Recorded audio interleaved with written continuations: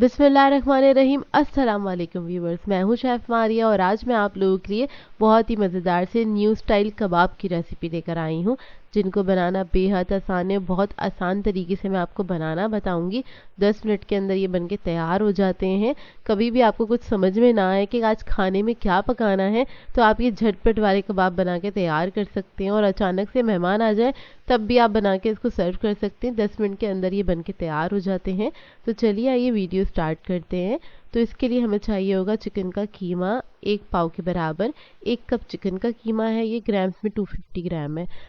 मैंने क्या किया था, एक चिकन ब्रेस्ट ले लिया था, उसको मैंने चॉपर में डाल के चॉपराइज कर लिया, बिल्कुल बारीक कर लिया है। अब इसके अंदर हम कुछ अज्जा ऐड करेंगे। तो सबसे पहले हम इसमें ऐड कर रहे हैं प्याज, ये तकरीबन 1 कप के बराबर है, बारीक कटी हुई। टमाटर ऐड करेंगे इसमें, एक बड़े साइज़ का ले लिया था टमाटर मैंने, 1 कप से थोड़ा सा कम है, वो ऐड कर दिया है। हरा धनिया पुदीना ऐड करेंगे इसमें आधा कप के बराबर। लहसुन अदरक का पेस्ट ऐड करेंगे 1.5 टीस्पून। जीरा पाउडर ऐड करेंगे 1 टीस्पून। नमक ऐड करेंगे 1 टीस्पून।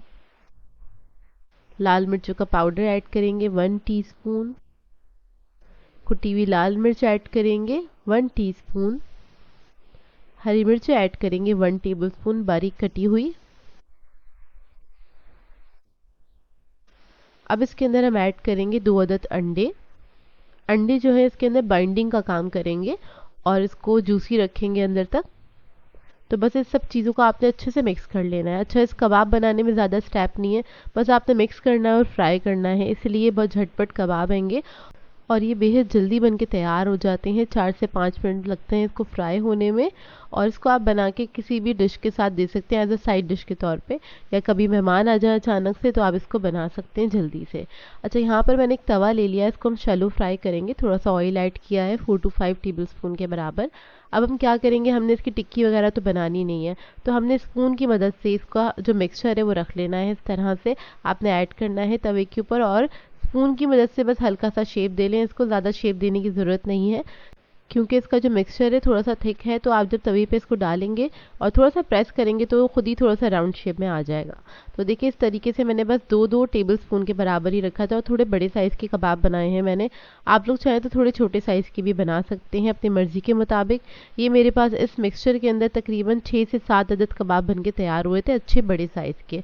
तो इसको आप रोटी के साथ, पराठे के साथ, ब्रेड के साथ, किसी भी चीज़ के साथ सर्व कर सकते हैं और अपने बच्चों को लंच में भी दे सकते हैं।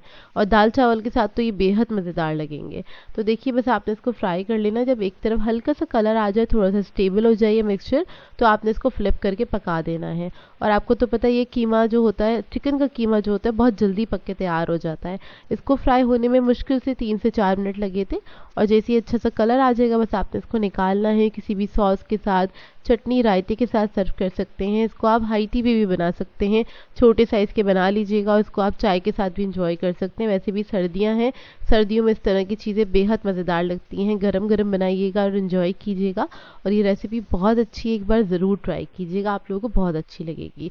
और ये अंदर से बहुत जूसी बन के तैयार होते हैं। सो व्यूअर्स, अगर आप लोगों को मेरी रेसिपीज़ अच्छी लगती हैं तो मेरे चैनल को सब्सक्राइब करें, लाइक करें, कमेंट ज़रूर किया करें, शेयर भी ज़रूर किया करें अपने फ्रेंड्स के साथ, फैमिली के साथ। तो मुझे अपनी दुआओं में याद रखिएगा। अल्लाह हाफ़िज़।